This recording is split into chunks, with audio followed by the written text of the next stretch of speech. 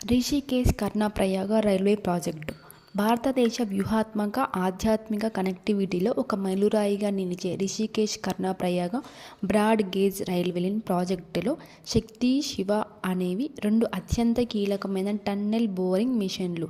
హిమాలయాల వంటి అత్యంత క్లిష్టమైన, పెలుసైన భూభాగంలో రైల్వే సొరంగాలు నిర్మించడానికి ఈ అధునాతన యంత్రాలను వినియోగించడం భారత ఇంజనీరింగ్ చరిత్రలోనే ఒక నూతన అధ్యాయం. ఈ ప్రాజెక్టును రైల్ వికాస్ నిగమ్ లిమిటెడ్ అమలు చేస్తోంది.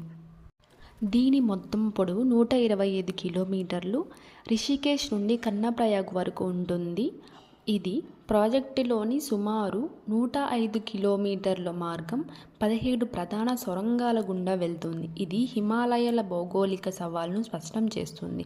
ఈ ప్రాజెక్టులో డ్రిల్ అండ్ బ్లాస్ట్ మెథడ్తో పాటు సున్నితమైన మరియు వేగవంతమైన నిర్మాణం కోసం మొట్టమొదటిసారిగా హిమాలయ పర్వత శ్రేణుల్లో రైల్వే ప్రాజెక్టుకు TBM సాంకేతికను వినియోగిస్తున్నారు.